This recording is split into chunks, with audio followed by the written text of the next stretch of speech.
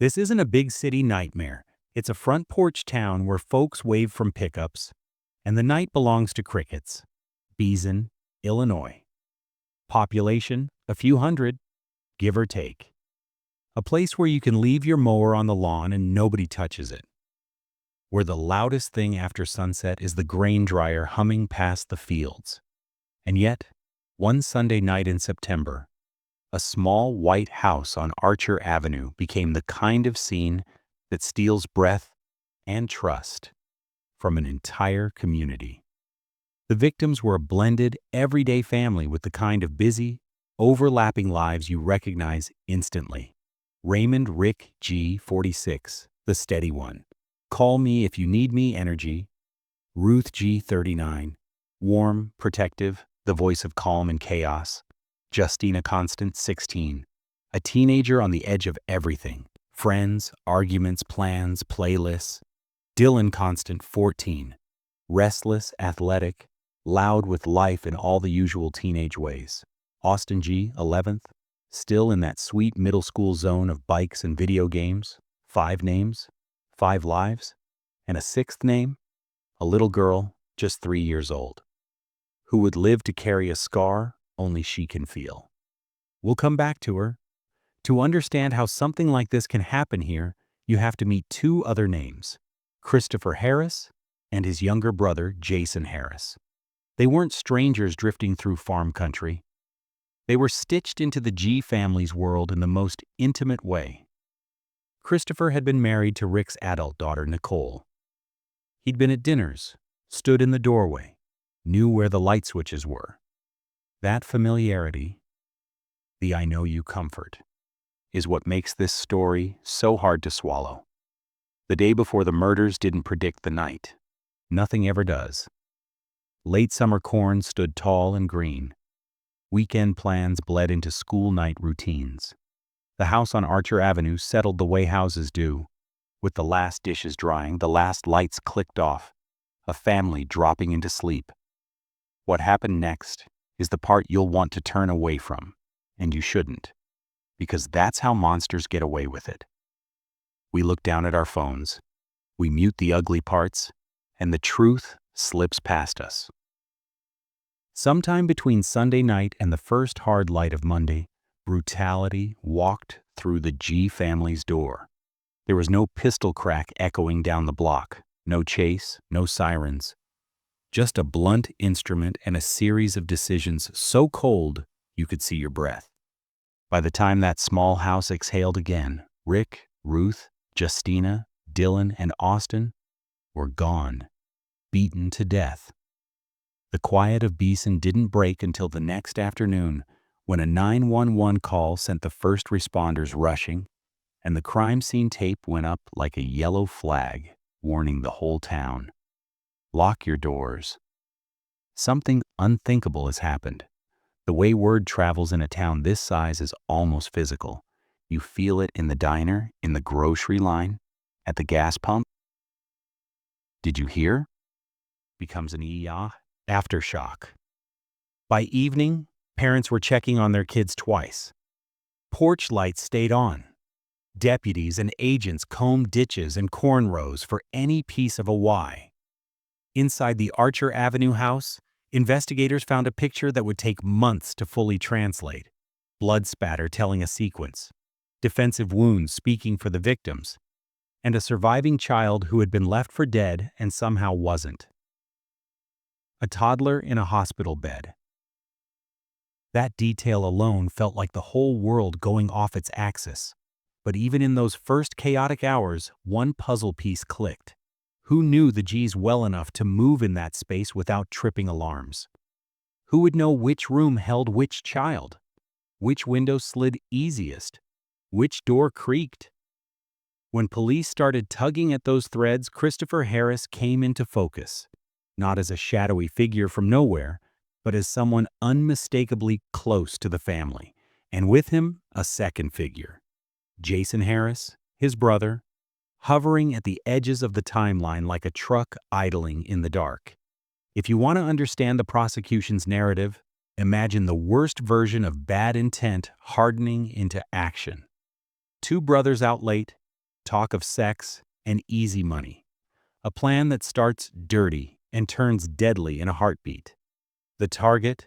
A 16-year-old girl in her bedroom and a family that gets in the way. But if you want to understand the defense, change the camera angle entirely. Imagine Christopher, as his lawyers later told it, arriving in the aftermath, stepping into a nightmare already in motion, confronting a teenage boy in a fight to the death, and then not calling 911. 2 stories, 1 house, and a jury that would be forced to choose. Before any courtroom lights, there were the raw, early morning logistics of grief and investigation, autopsies, evidence bags, interviews that stretch past midnight. A town where everyone knows everyone, suddenly asked to keep secrets from one another for the sake of the case. And that small, devastating detail that wouldn't let go. The toddler who lived. The child was stabilized and transferred, and Beeson, tough, practical Beeson, did what small towns do when crushed by something too big. They brought casseroles, they prayed, they whispered, and they waited. Waiting is its own kind of violence. Days pile up with no clean answers. Rumors run laps, a stranger passing through, a drug debt, an affair. People swear they saw a suspicious pickup. Someone else remembers a loud noise and thinks, gunshot? But the medical examiner is certain. Blunt force trauma.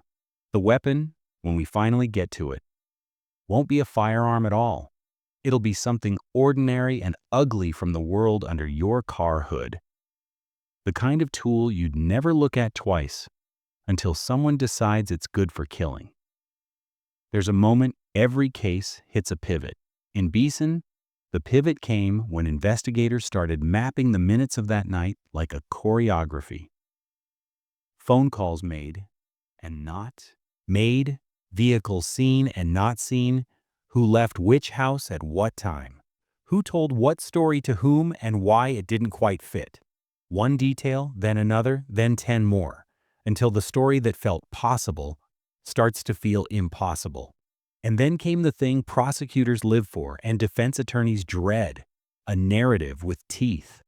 A brother who knows too much, clothing burned, a laptop missing, shoes swapped out, words you can't unsay, and somewhere in the stack, a sentence so cold it makes the room smaller. I killed them all.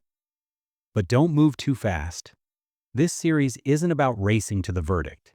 It's about how the truth got wrestled into daylight, and what that truth cost the people who loved the G's. So here's where we stand at the end of part 1. 5 members of one family, Rick, Ruth, Justina, Dylan, and Austin, are dead by blows so vicious that seasoned investigators struggled to breathe at the scene. A 3-year-old has survived what no child should endure. The town is frightened, then furious. And 2 brothers, Christopher and Jason Harris, are about to become the center of a case that will test a community's patience, a jury's endurance, and the legal system's ability to parse horror from excuse. In part 2, we'll step inside the timeline minute by minute. The drive, the approach, the first scream, and unpack the competing stories. The state's version of a planned invasion versus the defense's tale of a deadly discovery. We'll see which details hold up under bright light scrutiny and which ones collapse the moment you press a finger to them. For now, remember the names. Say them out loud if you have to. Rick, Ruth, Justina, Dylan, Austin. Because if this story is going to be told at all, they go first. It starts like 100 other small-town Sundays, late, quiet, heavy with the kind of darkness that makes porch lights look like islands. 2 brothers in a pickup. Too much in their systems, and not enough sense in their plans. Christopher Harris is at the wheel. Jason Harris rides shotgun. They've been drinking, they've smoked, they've snorted. That's not rumor, that's part of the record. First stop, Nicole's place. Rick's adult daughter, Christopher's ex, No lights, no movement. So they keep rolling, gravel popping under tires, until the truck noses toward a small white house on Archer Avenue. Christopher knows this house. He's stood on this porch. He's eaten at this table. He knows who sleeps where. He steps out. He reaches back into the truck and slides something up his sleeve. A tire iron. Not clanking loose, not obvious in his fist, hidden. This is how you walk into someone's home when you don't want the first thing they see to be a weapon. The night holds its breath. Jason stays outside. In his telling, the quiet snaps fast. A heavy thump and a woman's scream knifing through the dark. Panic kicks in. Jason bolts behind a stand of trees, heart banging, doing what scared people do. Making himself small, trying not to be seen. Minutes tick like hammers hitting nails. A window in the side bedroom gives way with a sudden, desperate movement. 14-year-old Dylan Constant dives headfirst out of Justina's window, lands hard, then staggers up and scans the yard. "Bubba," he calls, Jason's nickname. Jason doesn't answer. He freezes. The boy disappears back through the front door. That's the moment the night forks into two stories that will collide in court. In the state's version, Christopher is already inside. Violence underway. The house filling with the sound of blows. In the defense's version, Christopher has just arrived, stepping into a massacre already in motion, about to fight for his life against a teen with a knife. Which is true? For now, we stay with what can be placed on a clock. A few minutes pass. The front door opens. Dylan stumbles out again into the night, and Christopher follows. A dark shape in the porch light. The yard goes still, except for breathing and pleas. Jason says he watches his brother raise the tire iron and bring it down again and again, while Dylan, on his back, hands up, says, "Chris, stop. Please stop." The sound is meat and metal and earth. It's the kind of sound that never leaves a witness no matter how many times he rewrites the story later. Then silence, then footsteps. Christopher heads back inside, tire iron still in hand. What comes next is a sound that neighbors later try to explain and can't. Jason will call it thuds, as if the house itself is coming apart from the inside. Thud, thud, thud, thud, thud. You can count them if you want, but the number doesn't make the picture gentler. A hallway, a master bedroom, a bathroom, a teen's room. Every room where the G's were sleeping. At some point, the night splits again. Christopher emerges, sweat slick and spattered, a laptop tucked under one arm, the tire iron still in the other. Jason asks the most human question in the world. What happened? Christopher doesn't answer. He turns, goes back in. More thuds. More silence. Then he's out again, closer now, and the words he gives his brother stick like a nail through wood. I messed up. I killed them all. They leave. On the drive, there are things said that sober people would never say, and things done that innocent people don't do. A tire iron no longer rides in a truck. A pair of shoes no longer sits on feet. A laptop no longer sits on the passenger seat. Later, clothes burn. The story the brothers work out is simple, and it's a lie. We weren't there. But to understand why that lie unravels, you have to step back inside the Archer Avenue house and listen to what the evidence says without raising its voice. It says the weapon was a blunt metal tool, consistent with a tire iron. It says the victims had defensive wounds. That's a clinical way of telling you they fought, and they knew. It says blows kept landing after some of them were already down, past the moment of defense, into the quiet. And it says a 3-year-old girl was struck in the head and left for dead. Only she wasn't. She lay there through the night and into the next afternoon, alive, her skull fractured, her body small and stubborn, until a trooper knelt and heard the faint answer to a question no child should ever have to hear. Honey, are you okay? It also says something else. Christopher Harris's bloody palm was found on a bathroom counter near Austin, the 11-year-old. People can argue about motives and monsters. They can argue about what someone intended to do when he walked in with a hidden tire iron. But a palm print in blood is not an argument. It's a body stamp in the middle of a crime scene. Now the competing stories, clean and side by side. Prosecutors say the brothers came with ugliness already in mind. Sex, theft, control.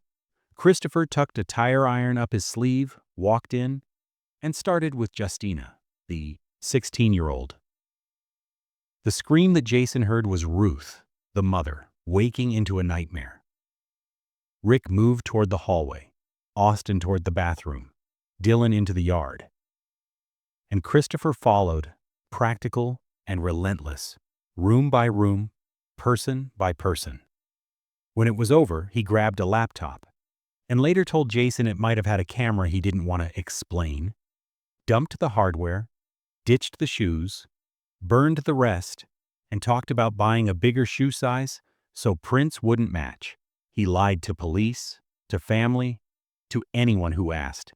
He even went to see the surviving toddler at the hospital and worried out loud that she might identify him. That's the state's picture: premeditation, proximity, and cleanup. The defense paints a different night. Christopher wanders into the house on a drug-soaked errand and stumbles onto hell already happening. Rick is in the hallway. Ruth is down. Austin is hurt but breathing. Justina is gone. And Dylan, older than his years, strong from wrestling, troubled, comes at Christopher with a knife. A fight erupts that spills inside, outside, then inside again. Christopher grabs the nearest weapon, a tire iron lying near Rick, and swings to save himself. He hits and hits until Dylan can't get up. He panics. He grabs the laptop to avoid explaining, dumps things, burns things, lies. Not because he's a predator, the defense says, but because when good people make terrible choices after a trauma, they do cowardly things. 2 stories. 1 house. Which one holds? Here's a detail the night can't hide. When detectives begin to recreate the movements, they find blood outside. On a bucket, on the deck, on the door handle. And inside, a constellation of contact that moves through the home. They find Rick's blood later in Christopher's truck. They hear the jailhouse words of a man who shared a cell with Christopher. Words about a tire iron, about killing, about striking the toddler, and about dumping evidence. They hear Jason, flawed, impeachable, convicted of perjury in another life, say under oath that his brother described the sequence, admitted the killings, and told him not to talk. Does that make Jason a good witness? Number. It makes him a necessary one. It makes him the only other person who watched that yard, who heard the thuds carry through the walls, who saw a man look up at the sky after a beating and then go back inside. You can feel the trial approaching from here. The lawyers sharpening their edges, the jury box filling with faces that haven't heard any of this out loud yet. But before we reach that room, hold the night still for one more beat. A quiet town, a small white house, 2 brothers, a tire iron, and a sentence that chills even as it tries to pass itself off as drunk talk in the dark. I killed them all. Peoria County Courthouse, fluorescent lights, a jury box filled with ordinary people who never asked for front row seats to horror. A trial moved out of Logan County so 12 strangers could weigh 5 lives without neighbors' whispers in their ears. The prosecutors have a neat stack of exhibits. The defense has a single, searing story. Both sides know that once this starts rolling, it won't stop until someone says guilty or not. Openings set the battlefield. The state goes first, matter of fact, almost clinical. They don't start with motive because motive can be slippery. They start with math. 13 blows to Rick, 13 to Ruth, 8 to Justina, 30 to Dylan, 2 to Austin. A blunt metal tool swung until bone shattered and the house itself seemed to groan. They tell the jury where everyone was found. Hallway, master bedroom, bathroom, bed. They don't raise their voices. The numbers do that for them. Then they sketch the night. Christopher Harris, drunk and high, not a stranger but family adjacent, arrives with a tire iron hidden up his sleeve. He goes in, a thud, a woman's scream. Dylan dives headfirst out a window, then doubles back inside. In the yard, the teen pleads, "Chris, stop!" The tire iron falls again and again, and when the yard goes quiet, the killer turns and goes back into the house. Thud, thud, thud. The state keeps coming back to those sounds like a metronome only a jury can hear. They preview the evidence the way a carpenter lays out tools. A bloody palm print in the master bathroom above Austin's body. Footprints. A laptop that suddenly went off wall power in the middle of the night. Shoes and a tire iron tossed by a bridge. A brother who watched from the yard and will climb into the witness box to say out loud what he saw and what he heard. When the defense stands, the air changes. There's no polite distance in their version. Their client, Christopher, walked into a massacre already underway. The family's son, Dylan, they say, had spiraled. He'd killed his family in a blur of rage and turned on the first person to step through the door. A fight followed.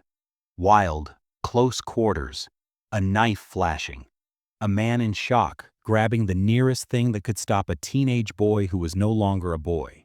Tire iron. Swing or die. That's the defense. Not a predator, but a survivor who made terrible, cowardly choices afterward. Lying, burning clothes, dumping evidence, because he was terrified and stupid. Not because he planned to slaughter a family. And then, the witnesses start. A 14-year-old boy, a friend, tells the jury how he rode his bike to show off a new bicycle and saw blood on the porch. The door cracked open. He ran for help. Inside the house, an older relative found Rick in the hallway, and then, room by room, Ruth, Dylan, Austin, Justina, and finally a pool of blood at the little girl's doorway. First responders described drawing guns, clearing rooms, and then a miracle. Tabitha, 3 years old, moved. A state trooper knelt, asked, "Honey, are you okay?"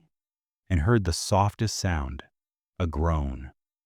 The jury stares at their notepads. Some write, some don't. Doctors put the CT scans on the screen. No gore, just black and white damage that looks like lightning caught in bone. A pediatric specialist walks them through words that bend your head. Depressed skull fracture, brain swelling, decompressive surgery. Surgeons had to remove part of her skull and freeze it while the swelling went down. The courtroom breathes shallow. The defense doesn't object. They can't. A child standing between life and death is not a fact you cross-examine away. Then come the forensic technicians, the bloodstain analysts, the crime scene veterans who have learned to turn chaos into chains of logic. They talk about transfer patterns and cast-off, about contact points on the deck, the door, the yard. They explain that Christopher's palm print, in blood, wasn't a, well, he'd been in the house before kind of print. It was fresh, pressed into the bathroom counter above Austin. The state lets the jury sit with that. To blunt the blow, the defense does what good defense lawyers do. They turn the science sideways. Can blood spatter tell you who swung the weapon? No, says the expert. Can footprints alone tell you who killed? No. Did investigators find Christopher's DNA in the house? No. Not in a way that clinches anything. Did they find injuries on him that match a bare-knuckle brawl? No. Just a blister that could have come from almost anything. The defense highlights one more point. Some forensic conclusions, like whether Dylan's body was moved, showed up in testimony but not in the written report. That matters to juries. It should. Still, the state has more than science. It has behavior. Jurors see the timeline tighten. In the hour past midnight, the family's laptop clicks from plugged in to battery, the digital heartbeat of someone unplugging it. Afterward, there's a photo of Christopher, the next day, smiling carefree with a woman. Jurors hear about new shoes bought one size larger after the murders, and about older shoes with tread that matches a bloody print inside the house. They hear how a tire iron and shoes were tossed in such an obvious spot that detectives found them by driving the route and checking the most likely bridge. They hear how the laptop was foolishly stashed in a cornfield, retrieved after harvest, then stashed in another field, and finally found in Jason's truck, where it sat like a signed confession someone forgot to hide. Which brings the jury to the state's most complicated witness, Jason Harris. He is not easy to like. He has a perjury conviction. He has told several versions of the story. He got a deal. Years in prison on lesser charges instead of facing murder counts. The defense calls him a liar, a sellout, a man rearranging his life to fit the prosecution's puzzle. That's the attack. On direct examination, Jason is something else. A man trying to claw out of the worst night of his life. He says he and Christopher spent that Sunday drinking and using cocaine. He says his brother slid a tire iron up his sleeve and went inside the G house. He says he heard a thump and a woman scream, saw Dylan dive out a window and call Bubba into the dark. He says he watched Christopher beat Dylan in the yard while the boy begged him to stop, and then watched his brother go back inside while the house filled with thuds. When Christopher came out, sweaty and spattered, Jason says he heard the sentence no brother should ever hear. I killed them all. After that, everything is disposal. Burning clothes, tossing the tire iron and shoes, ditching the laptop, even talk about buying bigger shoes so prints wouldn't match. On cross, the defense peels him back. Didn't you write a letter early on saying police had the wrong man? Didn't you tell other stories before you told this one? Didn't you benefit from this testimony? Jason admits things most witnesses would run from. Yes, yes, yes. He did bad things. He lied. He protected his brother. He protected himself. And then, he didn't. The defendant takes the stand too. A gamble any way you cut it. He cries. He leans into the microphone and says the words the defense needs the jury to believe.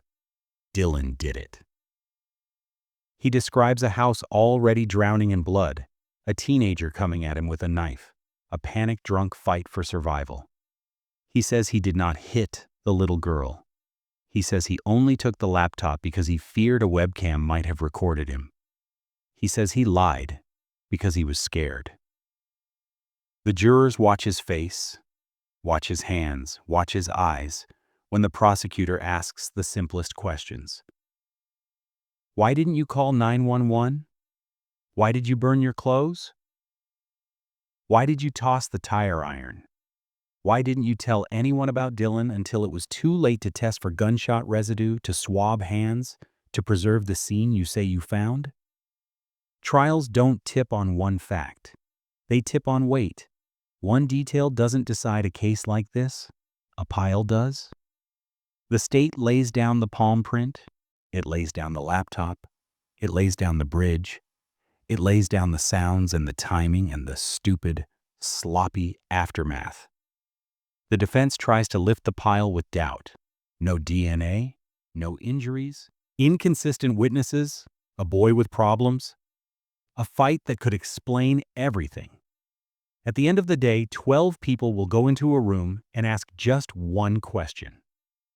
Which story holds when you press on it? Not which story hurts less. Not which story makes you feel better about the world. Which story makes sense without the other side's help? In part 4, we'll sit with that jury, not literally, but as close as we're allowed, and follow the case to its end. Deliberations, verdict, sentence, and the aftermath for the one child who lived. The jury room door closes with a soft hydraulic sigh. Inside, 12 people start doing the quiet math of justice. 5 lives, 2 brothers, 1 house where the thuds did not stop. They have the photos and the diagrams, the testimony and the timelines. They have the sounds in their heads. They do not have certainty because trials don't give you that. They give you weight. They give you which story holds up when you press your thumb on it. Hours pass. Not days, not weeks. About the time it takes to mow 2 acres and sweep a front porch, they're done. When the jurors file back in, no one breathes like normal. The judge asks the clerk to read, "Guilty, guilty, guilty," 5 times for first-degree murder, and then more. Attempted first-degree murder for the 3-year-old who lived, aggravated battery of a child, home invasion, armed robbery. The man at the defense table drops his head into his hands, but the words stay standing. The calendar says May 31st, 2013. A room in Peoria County exhales, and Beeson, that small town where the crickets own the night, hears the verdict like a far-off train horn. Not loud, exactly, but impossible to ignore. Sentencing is a different theater, and it comes in July. The judge's voice is steady, as if steadiness can stop the floor from tilting. 5 consecutive life terms. 1 for Rick, 1 for Ruth, 1 for Justina, 1 for Dylan, 1 for Austin. On top of that, decades more. Years for the attempt on the little girl, for the home invasion, for the robbery. You could live 10 lifetimes and not finish that time. That's the point. The court doesn't say never, but it writes it into the math. There's a rhythm to American cases after the gavel. The appeal that says something went wrong. The post-conviction plea that says, please look again. In this one, the themes are familiar. The defense still tries to turn the lens back to the teenage boy, Dylan, insisting that what the jury saw as a predator was a man who walked in on catastrophe and fought for his life. They ask the higher court to let in more lines from old statements, to widen the frame, to shift the weight just enough to balance differently. The answer comes down in gray, careful prose. The convictions stand. The story the jury believed remains the story the law believes. What about the brother who watched from the yard? Jason Harris is a problem that doesn't fit neatly on a spreadsheet. He is a witness who lied and then told the truth. A man who hid evidence and then led police to it. The brother who says he heard, "I killed them all," and then climbed onto a stand to repeat it under oath. The court writes a different number for him. 20 years. That's not a footnote. 2 decades is an adult lifetime in a small town. But it isn't a headstone either. It's the price the system chose for a man who didn't swing the tire iron and didn't dial 911. And the house? There is a day the summer after the trial when Beeson's firefighters show up not with hoses to save, but with permits to end. The small white home on Archer Avenue becomes training fuel, then controlled flame, then collapsing ash. It isn't celebration, it's maintenance of a different kind. Taking back a corner of a street so it stops being a crime scene and starts being something that doesn't talk when you drive past. Families take pictures before it goes. Some people say a prayer. When the last smoke thread floats away, the town is still a town. The empty lot is quieter than the house ever was. And the child? A 3-year-old girl woke into pain that night and then into bright surgical lights that no toddler should ever see. Doctors lifted bone, eased swelling, and told the grown-ups to wait because that's what medicine often is. Brave strangers asking families for time. Years later, talk about her happens in gentle circles. She lived, she healed as far as healing can go, she grew. The details belong to her and the people who raised her. What the public record keeps is that those who were supposed to protect her did. First, the trooper who knelt and heard the faint answer to, "Honey, are you okay?" Then the nurses and surgeons. Then the relatives who made a childhood from the jagged edges left behind. There are other ripples you only see if you look where the law keeps its notes. A judge, in a later case about parental rights, states the obvious in black and white. A father serving life terms cannot parent. That's not poetry, that's administration. The system closes the circle with forms and stamps, because that's what systems do when the human part, the living in a house and making breakfast and tying shoelaces, has been destroyed. What does Beeson do? On some nights, people still slow down when they pass Archer Avenue, a muscle memory from a time when slowing down felt like a way to be respectful. The headlines moved on years ago, the way headlines always do. But inside kitchens and at church parking lots, the names haven't moved on at all. Rick still tells a joke in someone's retelling. Ruth's laugh still arrives from a long time ago and lands in the present as if she just left the room to get a sweater. Justina still rolls her eyes at a sibling in a story that gets told every Thanksgiving. Dylan is still the kid who dove out a window not to run but to fight for his family. Austin is still the boy whose bathroom toothbrush is sitting in a box somewhere because no one could throw it away. If you came to this story looking for a clean lesson, the closest thing you'll get is this. Familiarity isn't safety. The man who did this wasn't a stranger with a map and a grudge. He was family adjacent. He knew which door stuck and which room held which child. That's why small towns like Beeson are both so strong and so fragile. Because trust is the operating system. And when someone weaponizes it, the whole street catches the shrapnel. But there's another piece too, and this one is harder to put on a bumper sticker. The system did not quit. The first inquiry years earlier, yes, things were missed.